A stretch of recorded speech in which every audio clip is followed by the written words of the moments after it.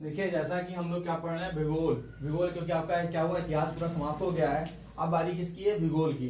भूगोल में हम क्या पहला चैप्टर पढ़ेंगे, संसाधन और विकास। इस चैप्टर से आपके लगभग लगभग कितने नंबर आने हैं, 9 नंबर आने हैं। कितने नंबर आने, 9 नंबर आने हैं। आज हम बहुत विकल्प पढ़ेंगे। सबसे पहले समझते हैं कि संसाधन एवं विकास कहते किसे हैं। देखिए संसाधन और विकास का मतलब होता है कि संसाधन, देखिए जिसके द्वारा हम अपनी क्रियाओं को आसानी से कर सकें, जिसके द्वारा उस संसाधन जिसके द्वारा कर रहे हैं उसे हम क्या कहते हैं, संसाधन। और संसाधन में लगातार जो विकास होता है उसे कहते हैं संसाधन एवं विकास। जैसे पहले क्या था, हमारे पास बैलगाड़ियां थी। अब बैलगाड़ियां थी, उससे हम खेत को क्या करते थे, जोतते थे। आज क्या हमारे पास ट्रैक्टर है, तो क्या हुआ, बैलगाड़ी भी से उसके काम आता था, आज ट्रैक्टर आ गया। ट्रैक्टर के बाद और भी चीजें आ रही, कृषि में उन्नति चीजें आ रही।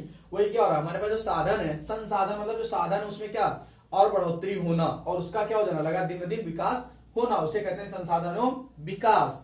अब आते हैं इसके प्रमुख कौन कौन से हैं। कुछ बहुविकल्पीय क्वेश्चन है, आज हम पहले सीरीज में ही लिखेंगे जो प्रमुख बहुविकल्पीय क्वेश्चन है उसको देखते हैं। सबसे पहले लेटेराइट मिट्टी का रंग का रंग होता है। देखिए जो लेटेराइट मिट्टी होती है वो उसका रंग कैसा होता है, लेटेराइट जो मिट्टी है उसका रंग कैसा होता है। लेटेराइट मिट्टी का रंग कैसा होता है, लाल होता है कि काला होता है, पीला होता है, भूरा होता है। देखिए लगभग लोगों ने काली मिट्टी देखी होगी, शायद हो सकता है पीली मिट्टी, लगभग लोगों ने भूरी और पीली मिट्टी देखी होगी।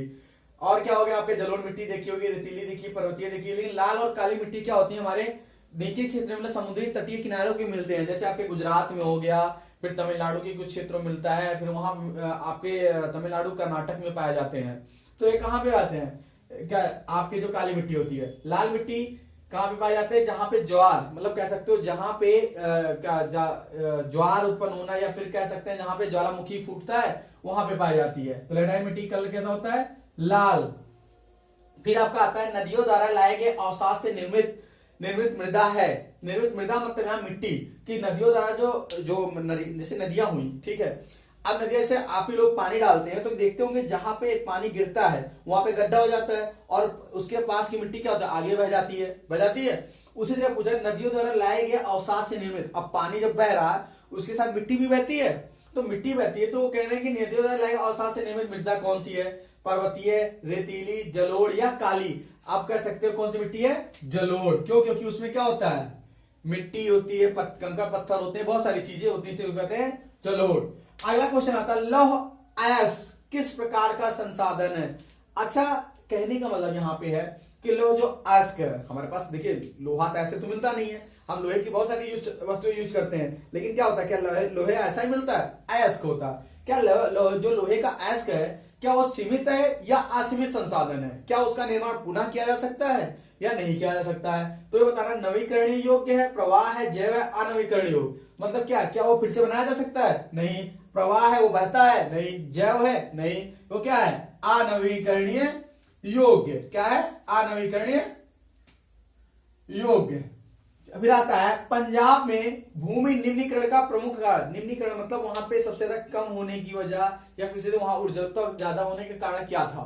तो यहाँ पूछा जा रहा है खनन द्वारा या वनोन्मूलन द्वारा, अत्यधिक सिंचाई द्वारा, पशुचरण द्वारा। अब खनन द्वारा क्या होगा, खनन होगा तो मिट्टी क्या खुदाई होने लगेगी, और जब खुदाई हो जाएगी मिट्टी बचेगी ही नहीं। फिर अगला आता है वनोन्मूलन। वनोन्मूलन मतलब मिट्टी वहां पे पेड़ पौधों का ज्यादा लगाना। अब जहां जंगल होगा क्या वहां खेती हो पाएगी, नहीं हो पाएगी।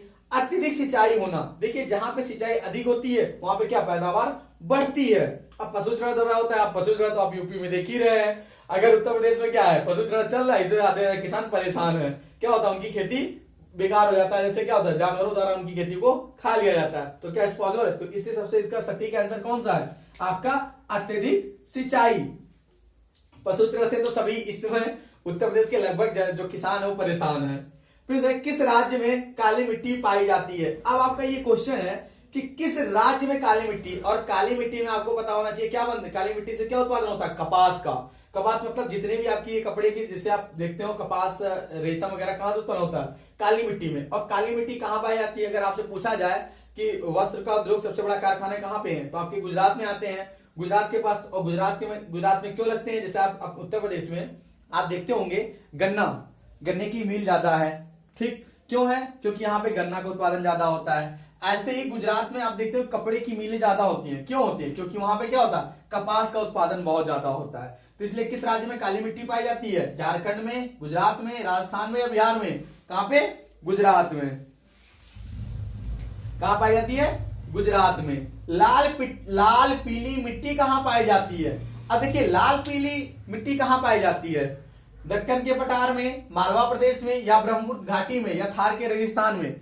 देखिए अब ये दक्कन के पठार कहां है? आपके मध्य प्रदेश से और आप कैसे झारखंड, मध्य प्रदेश और छत्तीसगढ़ के मध्य में पाया जाता है। मालवा प्रदेश भी आपको इसी क्षेत्र में पाया जाता है।